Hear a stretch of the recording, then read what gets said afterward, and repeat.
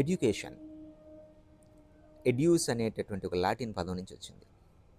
ఇక్కడ ఎడ్యూస్ అంటే to know దై సెల్ఫ్, నిన్ను నువ్వు తెలుసుకోవటం. నిన్ను నువ్వు తెలుసుకోవటమే విద్య.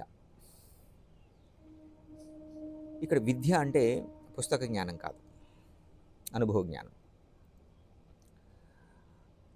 కాలాన్ని బట్టి మనిషి మారుతూ ఉండాలి. పరిసరాలు, పరిస్థితులకు అనుగుణంగా మనిషి ప్రవర్తన కూడా పరిణితి చెందుతూ ఉండాలి. మనం చరిత్రను గమనించి చూస్తే కాలాన్ని బట్టి పద్ధతులు, సాంప్రదాయాలు, విలువలు అన్నీ మారుతున్నాయి.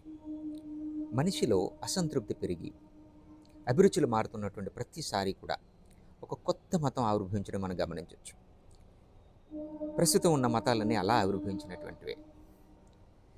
మతమైన, సాంప్రదాయాలైన, విలువలైన కాలానికి అనుగుణంగా మనిషి మనుగడకు దోహదపడాలి, అంతేగాని పతనానికి కాదు.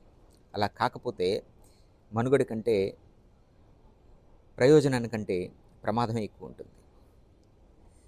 ఇక్కడ ప్రధానంగా గమనించాల్సిన విషయం ఏంటంటే, మనం అనుసరించే ఏ విధానం అయినా సరే అది మనకి సంతృప్తినిస్తుందా లేదా అనే దానికంటే అది ప్రస్తుత సమాజానికి, ప్రస్తుత పరిస్థితులకి అనుగుణంగా ఉందా లేదా అనేది ముఖ్యంగా గుర్తించాలి. అలా కాకపోతే ఏమొస్తుంది, సొసైటీకి మనకి మధ్య ఒక ఫ్రిక్షన్, ఒక ఘర్షణ వాతావరణం క్రియేట్ అవుతుంది. తద్వారా మనలో ఒక రకమైన అసంతృప్తి. చూడండి, అంతవరకు ఎందుకు, మనం ఒక పని చేస్తున్నాం, చేస్తున్న పనిలో ఆనందం లేదనుకోండి, మనకేమనిపిస్తుంది, రొటీన్గా ఉందనుకోండి, బోర్ కొడుతుంది కదా.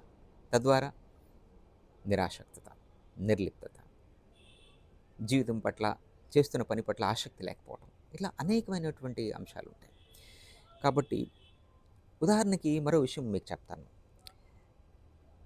పూర్వం కాలంలో యుద్ధాలు ఎక్కువగా ఉండేవి కాబట్టి, ఎక్కువగా చనిపోతూ ఉండేవారు కాబట్టి బహుభార్యతత్వం అమల్లో ఉండేది. ఇప్పుడు ఉందా? లేదు కదా. పరిస్థితులకు అనుగుణంగా పద్ధతులు మారినాయి. అదేవిధంగా మనం అనుసరించే ఏ విధానమైనా ప్రతిదీ కూడా కాలానికి అనుగుణంగా వాటిలో మార్పులు, చేర్పులు ఉంటే వాటిని మనం ఖచ్చితంగా అంగీకరించాలి.